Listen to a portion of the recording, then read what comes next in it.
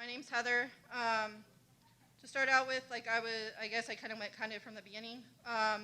Most people probably don't remember Asbury Hospital that was in Salina. That's where I happened to be born a very long time ago. It's super old. Um, so from there, I kind of jumped to my mother and my stepfather are kind of the ones that were around to an extent. Me and my real father haven't spoken due to some very personal issues in about 13 years. Not quite ready to go all the way into all that yet, but I have forgiven him due to step work and some other things where I'm no longer angry and at some point hope that I actually can have a relationship before he passes away. From there, I got involved into crime and drugs at a very young age. Being around a family that was very criminalistic, that's kind of what I was raised around. By the time I knew it, I went from a straight A student doing all these things in school to dropping out of high school, becoming involved in the streets. Like, my kids are here, so I don't want to definitely say the exact word of what that means, but I believe most people probably understand. I managed to hold on through my 2 living children I have, because I have some deceased children as well, for a few years while their dads were in and out of prison before I started to go myself. I got my GED after I had my children, a CNA before I even had my GED, and then went back to accomplish an associate's degree in business. I actually just finally completed that last year after a couple of prison stints and some jail. I gave up rights to my children because I couldn't stay off the needle long enough, just to be blunt about it. I couldn't stop worrying about the money or the needle long enough for me, even though I loved my children, to step away from it.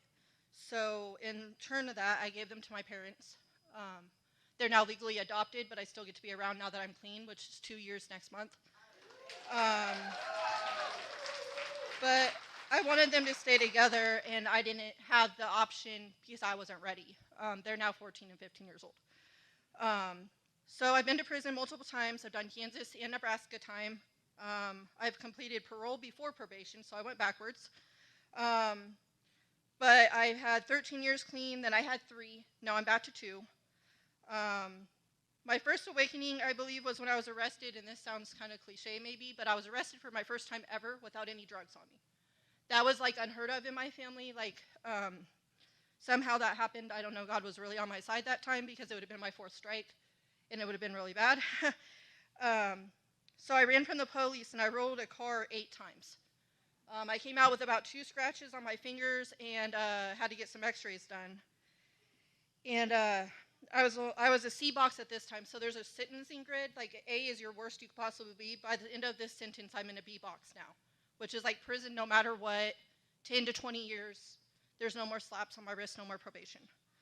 So I got out of jail after 2 months, went to Oxford and Topeka. I was there 13 months before I thought I was strong enough to move home to my hometown.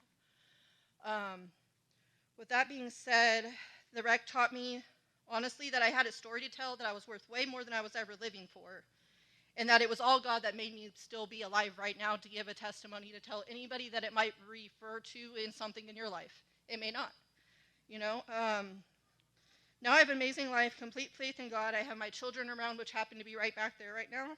I can legally drive for the first time in 5 years with a restricted driver's license till I pay off my fines. And now, like, the CMA's here, I just recently joined about 2-3 weeks ago, I think is when I finally got my patches. With me coming back, they've been a big support. But I went from a person that was literally on DOC paperwork for, like, you know, whatever charges you could think of, in and out of a courtroom, my name known by every police officer in 2 different states, to a person that's now in leases for people to call. When they have service calls or through my remodeling company I work with, they call me to handle all that. I'm trusted with knowing and setting up all these contractors and doing all these things. Like, I'm in a legit lease now. I would have never thought that a person like me would end up there, you know? But I've also learned that I've managed to trust God in every aspect of my life. It doesn't matter if I'm doing good or doing bad. I let him have it, because if not, I end up in my Bible or I'm praying, because that's all I have anymore is God. I don't have, at this point in my life, in my spirituality where I'm growing, that's my support. So my first baptism ever was in a Nebraska County jail in a little day room with a bottle of water and a certificate, right? So, because I was going to prison and I needed to be saved. You know what I'm saying? I had to be ready to go. Well, then my baptism here, which I had to warn my son about this part because of what I'm about to say, was a little bit different. This part might make me cry, guys, just a little bit. So during my baptism, not only did I feel God was there, it's okay, this part will make me cry. Okay. Okay. But I needed answers about this person to completely bury the old me, right? I needed to know if he went to heaven with everything that had happened and how he ended up passing away. So along with God at that moment, he was there to show me that I have a spot waiting as well, no matter what my history is and where I've been. He actually took his life back in January. Happens to be my oldest's dad. So it was a little hard for me. I felt a complete peace knowing that no matter what, as long as I repent for anything I may do, I have a spot just as much as anyone else. So when I first was told when I had to write a letter for myself for that, you know what I mean? It was kind of like I started to write it, and with all the step work, 'cause I've done steps and I've done all these things, I still had so much more to bury and forgive. And, you know, I thought I let go of the worst things, like my father, these things that were really held me down, but I still had more. So the letter made me remember who I was, where I've been, and where I don't want to be again.